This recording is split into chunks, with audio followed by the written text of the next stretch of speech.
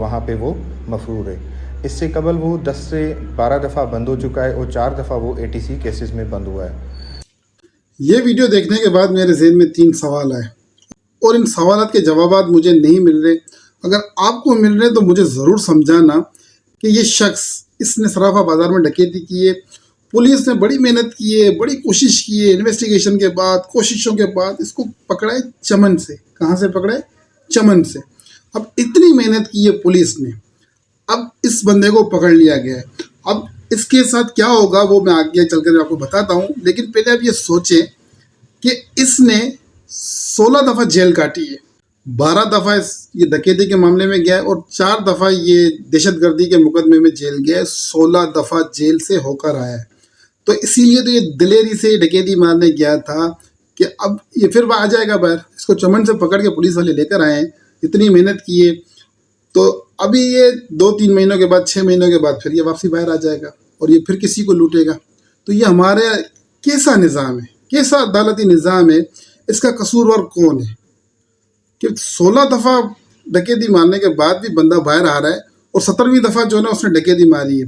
तो इससे ज़्यादा सोचने की बात और क्या हो सकती है? इसका असल जिम्मेदार कौन है? पुलिस जो केस को कमज़ोर बनाती है, वकील जो 16 दफ़ा बंदा डकैती के मामले के अंदर जेल गया है, 17वें दफ़ा भी उस वकील उसको छुड़वा रहा है।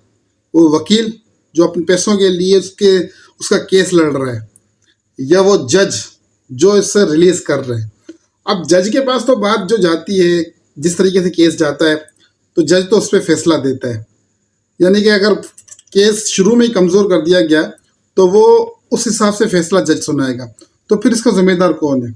अब पुलिस अगर इतनी मेहनत कर रही है, इतना दूर से पकड़ कर लेकर आई है इस बंदे को, तो फिर इसका असल जिम्मेदार कौन है? ये वकील या ये हमारा सिस्टम? कि हद होती है। अब ये इन्होंने पता नहीं किस किस को लूटा होगा, क्या क्या नहीं किया होगा, लेकिन इनका आना जाना जेल के अंदर लगा रहता है। जैसे ये शेख रशीद बोलता था कि जेल मेरा ससुराल है, तो इस बात से भी ऐसा ही लग रहा है कि ये इस बंदे का भी ससुराल है। अब SHO आगा रशीद खारादार वो ये बयान दे रहे हैं कि 17 दफ़ा 16 दफ़ा जेल से होकर आया है, तो अब ये 17वीं दफ़ा भी जेल में जाएगा। अभी इसको पकड़ लिया है, इसकी वीडियो भी चल रही है, आप देखें, इसको पकड़ लिया है। 2 डकैतियाँ तो मारी है अभी भी इसने, और दूसरी डकैती के बाद ये पकड़ा गया है, तो ये अभी भी जाएगा जेल में और फिर वापसी आ जाएगा। तो फिर क्यों मेहनत करती है पुलिस इनके ऊपर? हम पुलिस को गलत बोलते हैं कि यार पुलिस वाले सही नहीं है, लेकिन यहाँ तो नज़र आ रहा है कि पुलिस ने कितनी मेहनत की है। एक बंदे को कहाँ से पकड़ कर लेकर आए, लेकिन वो 5 महीने में, 6 महीने में छूट जाएगा। तो अब ये निज़ाम सही कैसा होगा और इसका जिम्मेदार कौन है?